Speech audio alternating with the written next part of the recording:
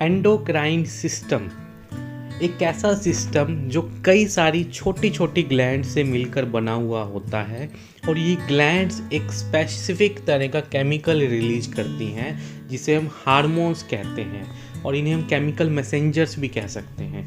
ये हार्मोन्स हमारी बॉडी के बहुत सारे वाइटल ऑर्गन्स को, वाइटल फंक्शंस को रेगुलेट करते हैं, तो इस सिस्टम को एंडोक्राइन सिस्टम हम कहते हैं।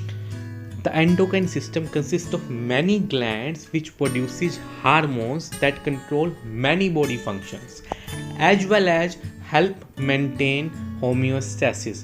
Homeo means same, stasis means stop, means same environment body के अंदर बनाए रखना, जैसे टेम्परेचर को मेंटेन करना, यूरिन आउटपुट को मेंटेन करना, ब्लड वॉल्यूम को मेंटेन करना, ब्लड प्रेशर को मेंटेन करना। तो इस तरह के बॉडी के बहुत सारे फंक्शंस को मेंटेन करना, उनको कंट्रोल करना, रेगुलेट करना एंडोक्राइन सिस्टम का काम है। Hormones are chemical substances that are secreted by endocrine glands and are transported by blood. तो हार्मोन्स ऐसे केमिकल सब्सटेंसेस होते हैं जो एंडोक्राइन ग्लैंड सीक्रेट करती हैं और ये एक जगह से दूसरी जगह ट्रांसपोर्ट ब्लड के द्वारा किए जाते हैं। और ये हार्मोन्स या तो कोलेस्ट्रॉल के या प्रोटीन्स के या अमीनो एसिड्स के बने हुए होते हैं। हमारी बॉडी में बेसिकली दो तरह की ग्लैंड्स होती हैं, one is exocrine glands and second is endocrine glands. तो जो एक्जोक्राइन ग्लैंड्स हैं वो अपने सिक्रेशन को डक्ट्स के माध्यम से, मीन्स किसी रास्ते के माध्यम से, किसी पाइप के माध्यम से अपने सिक्रेशन को छोड़ती हैं। जैसे हमारी स्वेट ग्लैंड्स हैं, हमारी ऑयल ग्लैंड्स हैं, हमारी डाइजेस्टिव ग्लैंड्स हैं, ये एक्जोक्राइन ग्लैंड्स हैं। इसके अंदर क्या होता है, ये ग्लैंड है और ग्लैंड के साथ ये डक्ट बनी हुई है, तो अपना सिक्रेशन डक्ट में छोड़ेंगी और ये डक्ट इनका सिक्रेशन आगे जहाँ पर ऑर्गन में फंक्शन होना है वहाँ लेके जाएगा। जैसे पैनक्रियाज हमारा एक्जोक्राइन फंक्शन जो करता है डक्ट के थ्रू करता है, पैनक्रियाटिक जूस को आपके इंटेस्टाइन में छोड़ता है। आपका जो लीवर है, गाल ब्लैडर है, वो बाइल जूस को इंटेस्टाइन में छोड़ता है। These are the exocrine functions, ठीक है। ऐसे ही एंडोक्राइन फंक्शन में क्या होता है, they secrete their secretion directly into the blood stream. इसमें क्या है, ये है आपका ब्लड और ये आपकी छोटे छोटे सेल्स हैं ग्लैंड में और ये सेल्स डायरेक्टली ब्लड में अपना सिक्रेशन छोड़ेंगे, ठीक है। तो जो ग्लैंड्स डायरेक्टली ब्लड में अपना सिक्रेशन छोड़े उनको हम एंडोक्राइन ग्लैंड कहते हैं और जो ग्लैंड अपना सिक्रेशन डक्ट्स के थ्रू छोड़ती हैं उन्हें हम एक्जोक्राइन ग्लैंड्स कहते हैं। अब एंडोक्राइन ग्लैंड्स मैंने बताया कि बहुत सारे बॉडी के फंक्शंस को कंट्रोल करती हैं, लेकिन इन एंडोक्राइन ग्लैंड्स को भी कोई कंट्रोल करता है। तो इनको कंट्रोल 3 मैकेनिज्म के द्वारा किया जाता है। नंबर 1 कंट्रोल है हाइपोथैलेमस। हाइपोथैलेमस जो है एंटीरियर पिट्यूटरी को कुछ अपने हार्मोन्स छोड़ के कंट्रोल करता है और पोस्टीरियर पिट्यूटरी को कुछ नर्व इम्पल्स छोड़ के कंट्रोल करता है और जो पिट्यूटरी है बाकी सभी ग्लैंड्स को कंट्रोल करती है, ठीक है। दूसरा मैकेनिज्म है नर्वस सिस्टम, कुछ एक ग्लैंड्स को डायरेक्टली कंट्रोल भी करता है। तीसरा, कुछ ग्लैंड्स हमारी बॉडी में, जैसा मैंने बताया कि टेम्परेचर को रेगुलेट करना, यूरिन आउटपुट को रेगुलेट करना, तो अगर ये कम या ज़्यादा हो जाते हैं बॉडी में, होमोस्टेसिस मेंटेन नहीं होता, तो ये ग्लैंड तब अपने आप रिस्पॉन्स करती हैं उसको जो चेंज हुआ है उसको ठीक करने के लिए। बेसिकली एंडोक्राइन ग्लैंड्स कौन कौन सी होती हैं, 3 हमारे ब्रेन के अंदर होती हैं, hypothalamus, pituitary gland and pineal gland.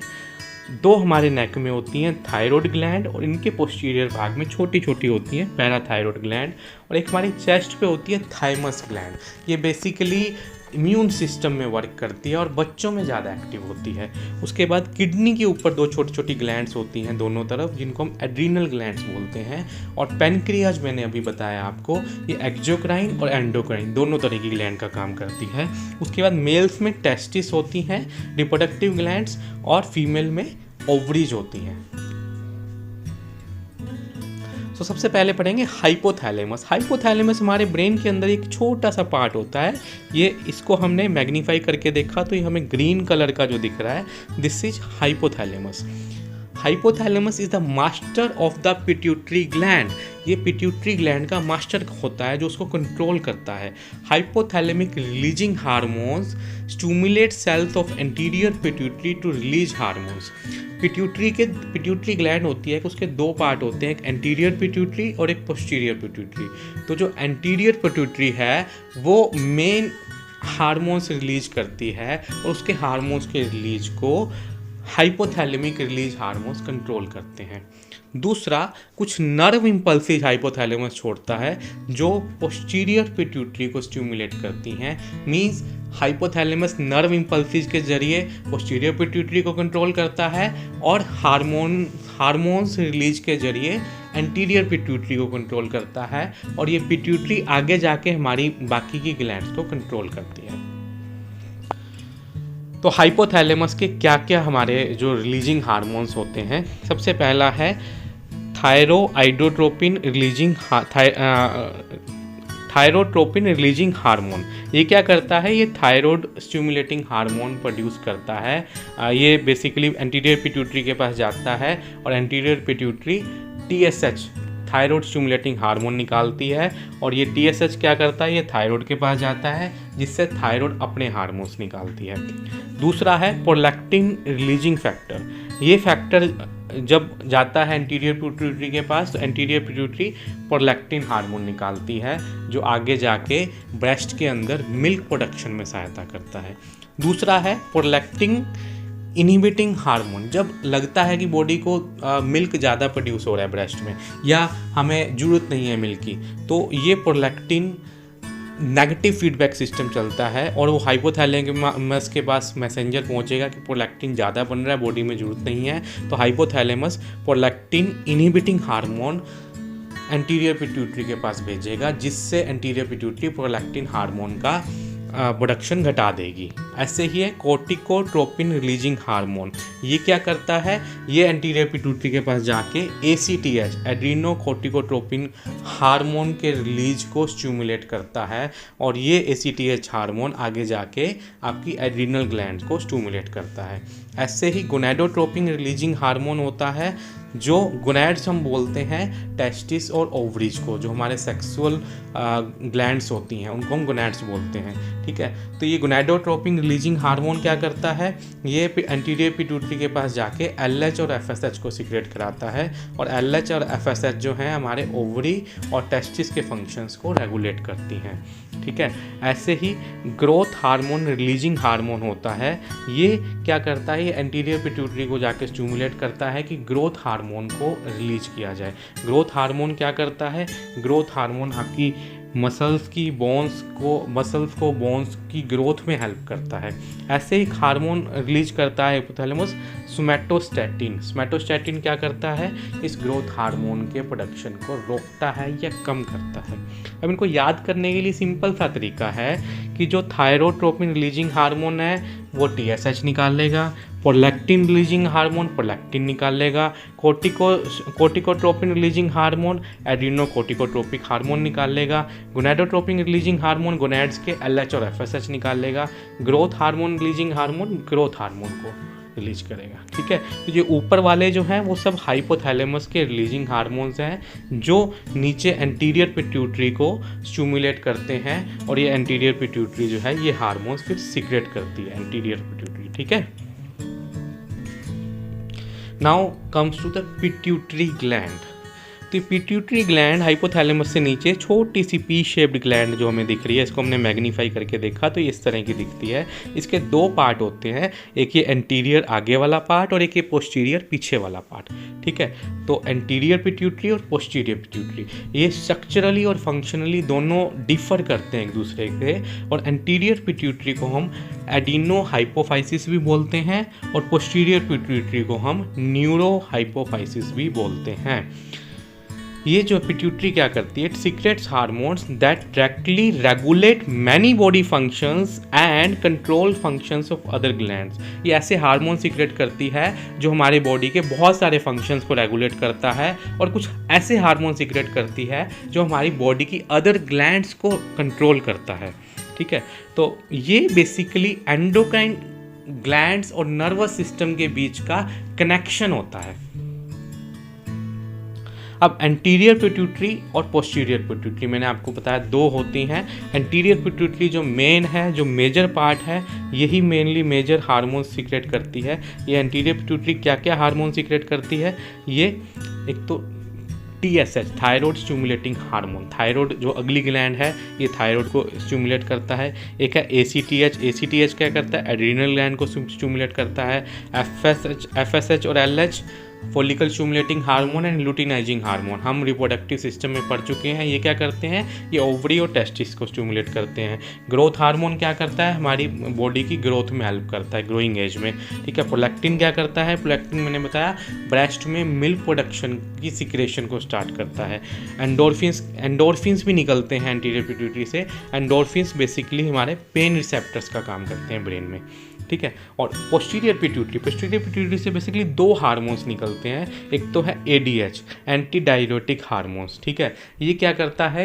Anti diuretic hormones basically आपके यूरिन आउटपुट को कंट्रोल करता है। और जो ऑक्सीटोसिन्स है, ऑक्सीटोसिन्स बेसिकली बॉडी से डिलीवरी के टाइम बेबी को निकालने में हेल्प करता है, वो यूट्रस की कॉन्ट्रैक्शंस को बढ़ा देता है। ऐसे ही ये ब्रेस्ट से मिल्क निकालने में भी हेल्प करता है।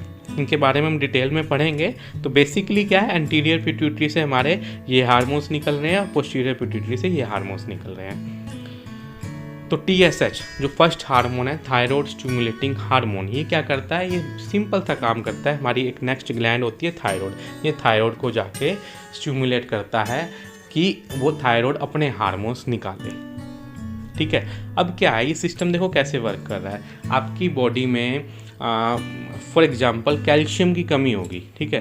तो एक तरह से कैल्शियम बोन में अब्जॉर्ब नहीं हो पा रहा है, बोन्स वीक हो रही हैं आपकी, तो बॉडी डिटेक्ट करेगी कि कैल्सीटोनिन एक हार्मोन है वो कम है, इस वजह से ऐसा हो रहा है। तो बॉडी के मैसेंजर्स जाएंगे हाइपोथैलेमस के पास कि कैल्सीटोनिन हार्मोन चाहिए हमें, वो कम हो रहा है। हाइपोथैलेमस क्या करेगा? हाइपोथैलेमस जाएगा एंटीरियर मैसेज भेजेगा, जाएगा नहीं, मैसेज भेजेगा हार्मोन्स के थ्रू कि एंटीरियर पिट्यूटरी को कि कैल्सीटोनिन हार्मोन चाहिए। तो कैल्सीटोनिन हार्मोन निकालती है थायराइड ग्लैंड। तो एंटीरियर पिट्यूटरी क्या करेगी? TSH, थायराइड स्टिमुलेटिंग हार्मोन्स को निकालेगी और वो TSH जाएगा थायराइड के पास, जिससे थायराइड फिर कैल्सीटोनिन निकाल लेगी और हमारी बॉडी में वो कैल्सीटोनिन आ जाएगा। तो इस तरह से ये सिस्टम पूरा कंट्रोल होता है। आगे आपका ग्रोथ हार्मोन, ठीक है।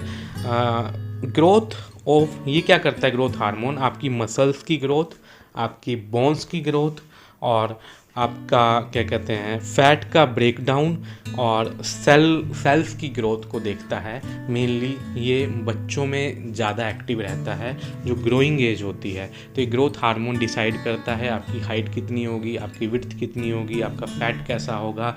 ये ग्रोथ हार्मोन अगर कम हो तो बच्चा छोटा रह जाता है हाइट में, ग्रोथ हार्मोन किसी में ज़्यादा हो तो बच्चा हाइट में ज़्यादा चला जाता है, और बहुत ज़्यादा बढ़ जाए तो हाइट, जैसे खली है जिसकी हाइट नॉर्मल से भी ज़्यादा है, तो वो आपकी हाइट एबनॉर्मली हाई हो जाएगी या एबनॉर्मली लो रह जाएगी। Next is the FSH and LH, follicle stimulating hormone and luteinizing hormone. इन हार्मोन्स के बारे में हम रिप्रोडक्टिव सिस्टम में बहुत डिटेल में पढ़ चुके हैं। ये हार्मोन्स क्या करते हैं? फॉलिकल स्टिमुलेटिंग हार्मोन्स बेसिकली क्या करता है? जो आपके ओवरीज में फॉलिकल्स हैं उनको स्टिमुलेट करता है, जिससे वो मैच्योर होना स्टार्ट हो जाते हैं। लुटिनाइजिंग हार्मोन क्या करता है? लुटिनाइजिंग हार्मोन बेसिकली एक तो ये करता है कि ओवुलेशन कराता है। दूसरा लुटिनाइजिंग हार्मोन जो है, जो यूट्रस की लाइनिंग होती है उसकी थिकनिंग को देखता है। तीसरा लुटिनाइजिंग हार्मोन मेल्स में टेस्टिस से स्पर्म प्रोडक्शन को भी स्टिमुलेट करता है। Next is ACTH and ADH hormone. ACTH adrenocorticotropic hormone, इसका नाम थोड़ा सा डिफिकल्ट है लेकिन फंक्शन बहुत इजी है। ये क्या करता है? एड्रीनल ग्लैंड्स जो है हमारी किडनी के ऊपर छोटी छोटी एड्रीनल ग्लैंड्स होती हैं उनको जाके स्टिमुलेट करता है बस, ठीक है।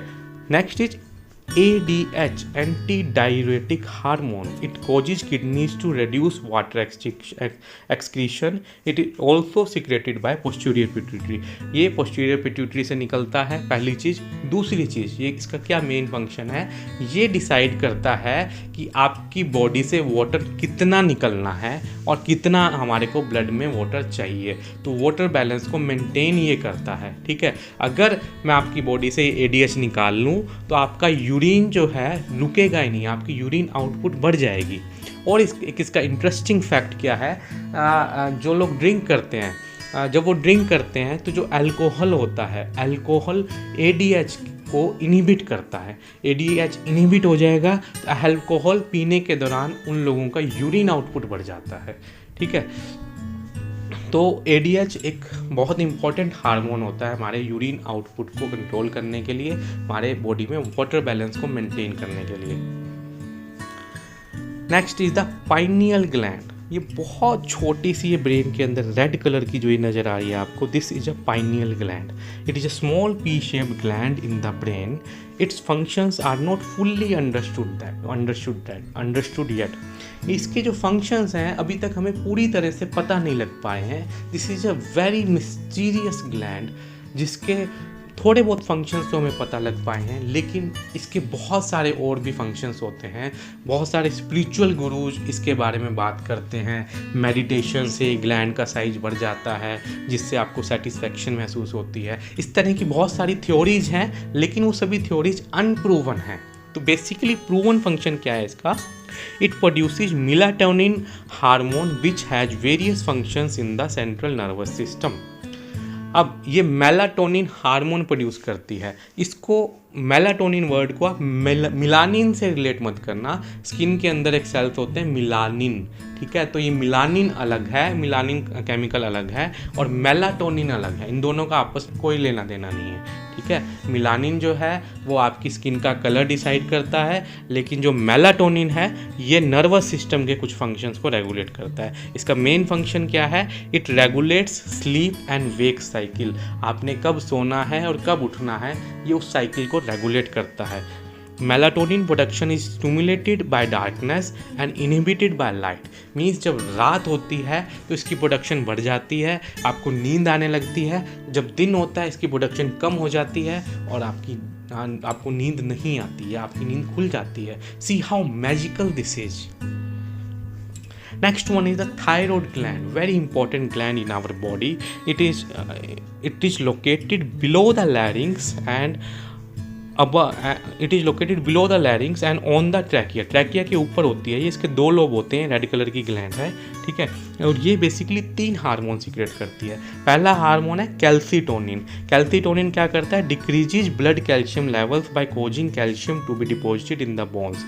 जो कैल्शियम है वो ब्लड के अंदर उसके लेवल को घटा के उस कैल्शियम को बोन्स में डिपॉजिट करना शुरू कर देता है ये। दूसरा, increases rate at which calcium is deposited in the bones.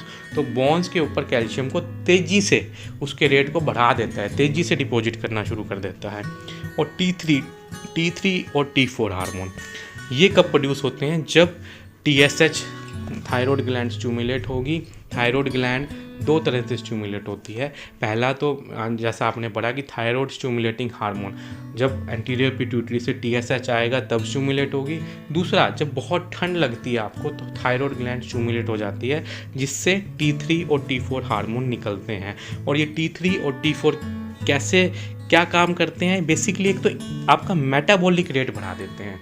अब ये मेटाबॉलिज्म क्या होता है, मेटाबॉलिज्म होता है जो आपने फूड इंटेक किया, फूड को एनर्जी के रूप में यूज करना या फूड को बिल्डिंग ब्लॉक्स बनाने में, जैसे लिपिड्स बनाने में या न्यूक्लिक एसिड बनाने में यूज करना। इन फंक्शंस को हम मेटाबॉलिज्म के अंतर्गत गिनते हैं। तो इन सब फंक्शंस को बढ़ा देना T3 और T4 का काम होता है। दूसरा, important for normal tissue growth, normal tissue growth के लिए इम्पोर्टेंट होती है। और रिप्रोडक्टिव और नर्वस सिस्टम के डेवलपमेंट के लिए भी ये इम्पॉर्टेंट हार्मोन्स होते हैं। Now the parathyroid gland.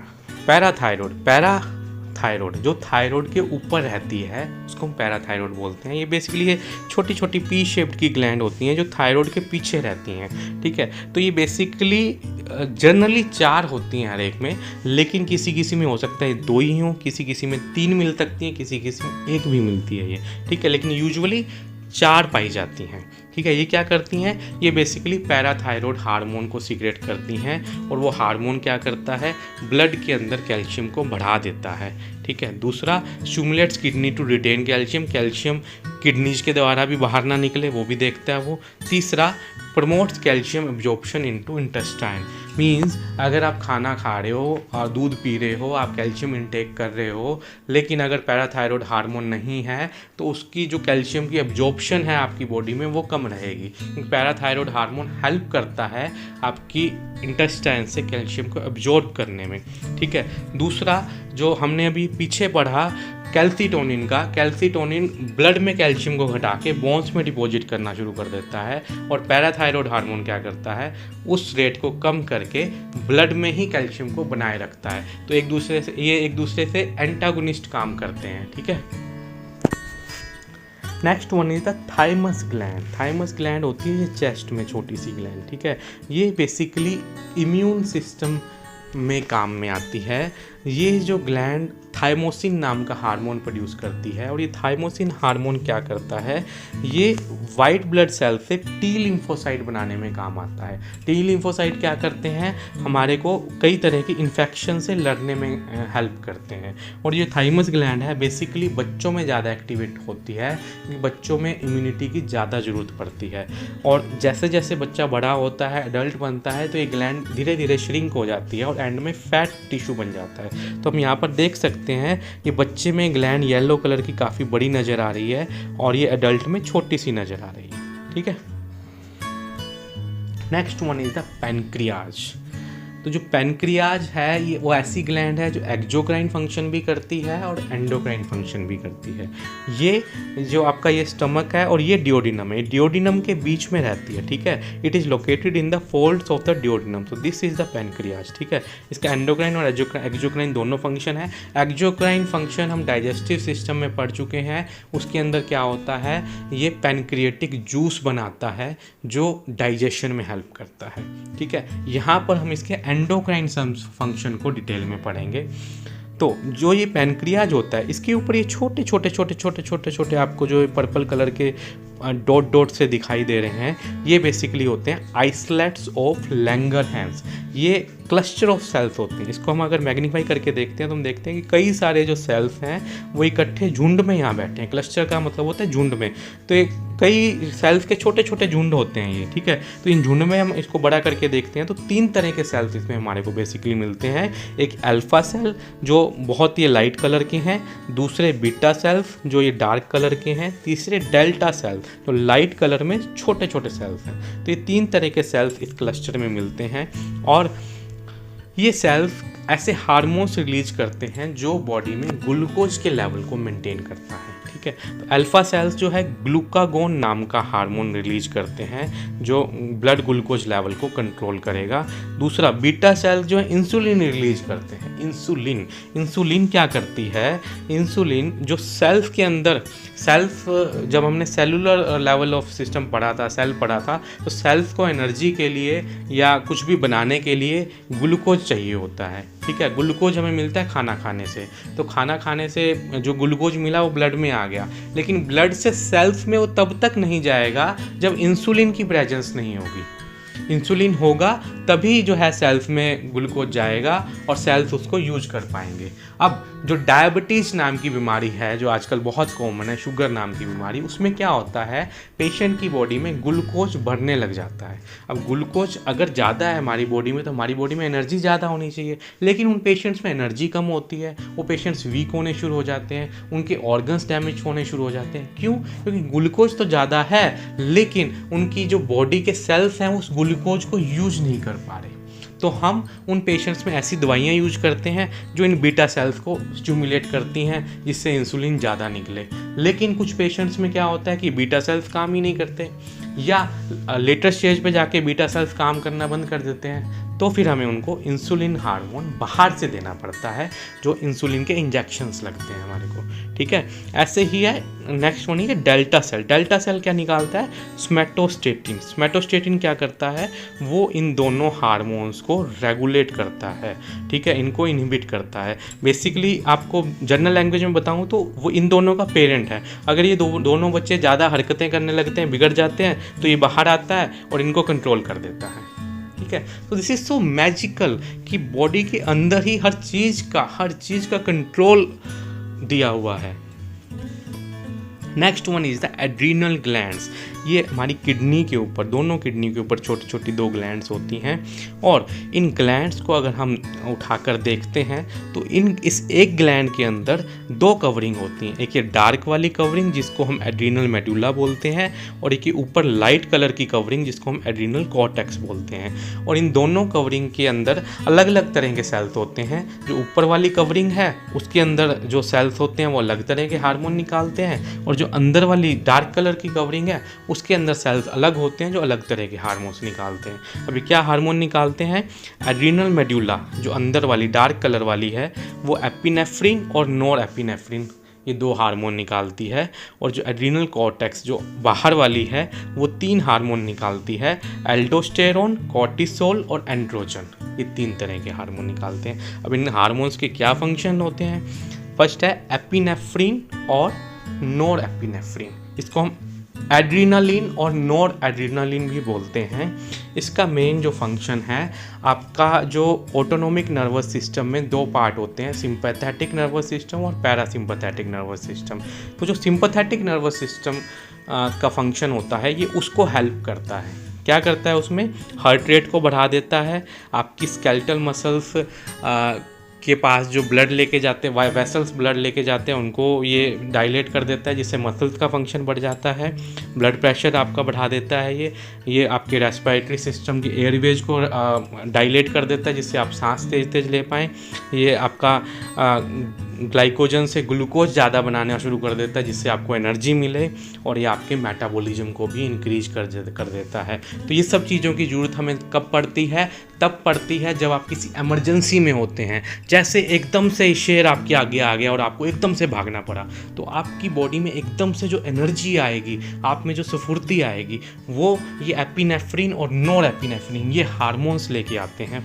दूसरा इनकी कब जरूरत पड़ती है? जब आपको किसी से झगड़ा करना हो, झगड़ा करते वक्त एकदम से हिम्मत आ जाती है, आप हीरो को देखते हैं कि 10 लोगों को एकदम से मारने लग जाता है, तो जो उसको एनर्जी मिलती है वो इन हार्मोन्स से मिलती है।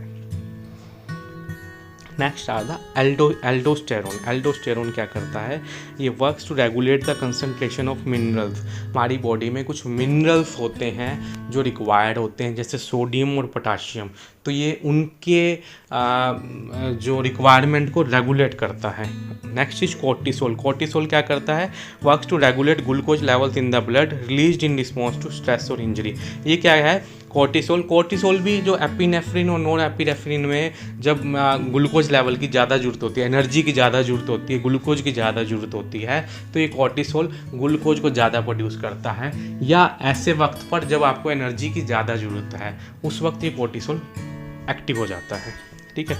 Next is the androgens. Androgens जो हैं ये वही आपके testosterone, oestrogen, progesterone like hormones होते हैं जो आपके रिप्रोडक्टिव सिस्टम को रेगुलेट करते हैं।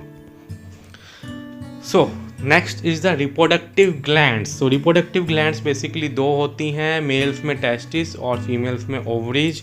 और टेस्टिस जो है वो टेस्टोस्टेरोन हार्मोन बनाती है, और टेस्टोस्टेरोन हार्मोन क्या करता है? बेसिकली सबसे पहले तो पुबर्टी पे, जब लड़का बड़ा होता है, प्यूबर्टी की एज में आता है, तो उसकी बॉडी में हेयर्स की ग्रोथ होना, उसकी दाढ़ी आने लगना और उसकी आवाज़ भारी होना, वोकल कॉर्ड और लैरिंग्स एनलार्ज हो जाते हैं जिससे उसकी आवाज़ भारी हो जाती है, उसकी स्किन थिक हो जाना। आप देखेंगे तो फीमेल की स्किन जो थोड़ी सॉफ्ट होती है और मेल्स की थोड़ी सी थिक होती है, तो थिक स्किन बनाना। दूसरा उनका मस्कुलर की ज़्यादा ग्रोथ करना, उनकी बोन्स की थिकनिंग ज़्यादा करना। तो मेल्स में इस वजह से थोड़ी सी age compare to females physical fitness, physical health ज़्यादा होती है, ठीक है। तो टेस्टोस्टेरोन पुबर्टी पे जो सेकेंडरी सेक्सुअल कैरेक्टर्स हैं उनकी ग्रोथ में हेल्प करता है। दूसरा, टेस्टोस्टेरोन स्पर्म के प्रोडक्शंस में भी हेल्प करता है। Next is the ovaries. Ovaries से क्या हार्मोन्स निकलते हैं? एस्ट्रोजन और प्रोजेस्टेरोन, ये दो तरह के हार्मोन्स निकलते हैं। जो एस्ट्रोजन है वो stimulate enlargement of accessory organs, जो आपके एसेसरी रिप्रोडक्टिव ऑर्गन्स फीमेल्स में हैं जैसे बल्बोयूरेथ्रल ग्लैंड्स वगैरह, उसको ये स्टिमुलेट करता है। प्रोजेस्टेरोन क्या करता है? प्रोजेस्टेरोन यूट्रस की जो लाइनिंग है, जो एंडोमेट्रियम लाइनिंग है, उसको थिकनिंग करने का काम, और अगर ये कम हो जाए तो वो शेड होनी शुरू हो जाती है, तो ये उस लाइनिंग को कंट्रोल करता है। So this is the endocrine system and I think आप लोगों को समझ में आया होगा। Very easy. And next video में हम इन हार्मोन्स की कमी और अधिकता के कारण कुछ डिजीज होती हैं उनके बारे में एक शॉर्ट ब्रीफ में पढ़ेंगे, ठीक है। And thanks for listening so attentively. Subscribe the channel for my next videos.